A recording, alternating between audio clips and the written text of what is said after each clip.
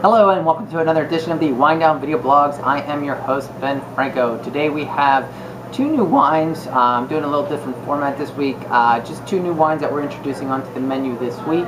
Hopefully maybe some descriptions of them will get you, entice you to come in and drink them. So I'm going to review them live on air with you here. So the first wine is the Twin Islands Sauvignon Blanc. So this is coming from Marlborough, New Zealand. So obviously you've heard of maybe some Sauvignon Blancs coming from the New Zealand area. So Marlborough, very popular for Sauvignon Blanc. A lot of times they tend to be a little bit on the grassier side. The first time I tasted this one, it kind of seemed to be a little bit less on that, but there's definitely some grassy notes there. But let's review it live right now. So let's check it out. Color-wise, kind of on the pale, very pale, kind of approaching yellow on that, on those notes there. As far as good medium tears, so it looks like it has some good body. Lots of grapefruit coming out here. Grapefruit mashed with green peppers. There's definitely that grassy note there. Again, sometimes the green pepper note can be confused with the grassy note. It's definitely like a tangerine note happening.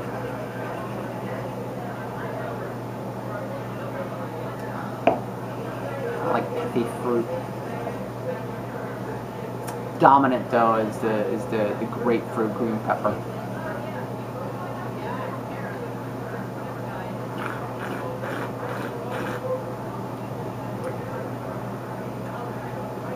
The palate shifts over. The grapefruit's there. There's some of that tangerine there. Then there's a little bit of papaya and some other tropical notes that are coming through, pineapple, that are really making this wine kind of stand out. And I remember why it stood out for me on the tasting that I had. Good tartness, wonderful, kind of balanced.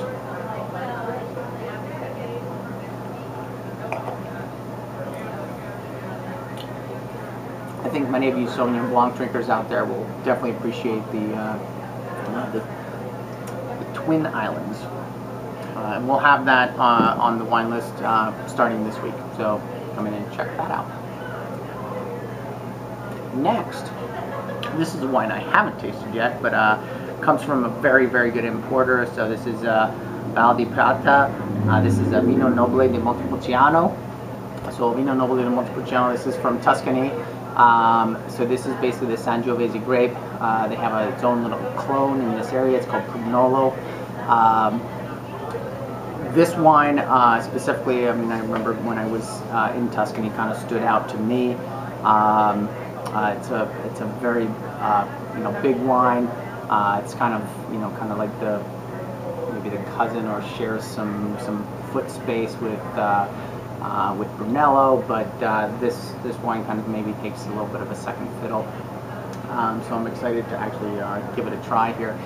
This wine gets, it's basically aged for 2 years. It's this specific one is 6 months in French oak, and then another 12 months in large Slovenian barrels, and then another 6 months just in bottle. But by law, this wine has to be aged a minimum of 2 years.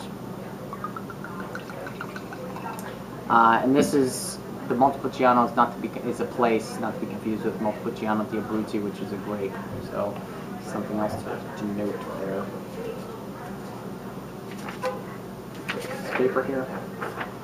Take a look at that color. So color-wise, I'm just going to take a look at it really quick. So there's starting to be a little bit of an orange tone to this. So this is 2011. So this is has a little bit of age on it. So it's starting to show a little bricking. And that'll happen with age, but I'm very certain this wine should be able to handle that. So definitely some bricking happening. So basically brick colors, a little bit of an orange ring happening. Medium tears, kind of light on the staining.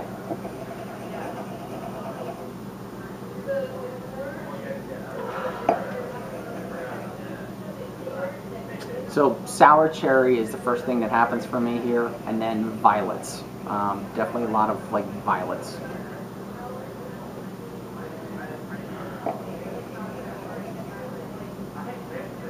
Sour cherry, raspberry, violets. There might be a hint. There's like a hint of like dustiness in there, like dusty old cellar.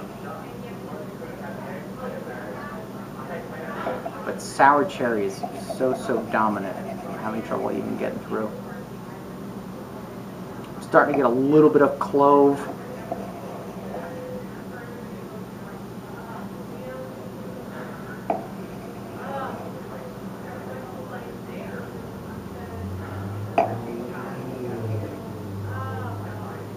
Maybe some raspberry. This is more, leaning red fruit, bright red fruits. The clove is popping out, and there's a couple other spices that are down there that I'm having some trouble picking out.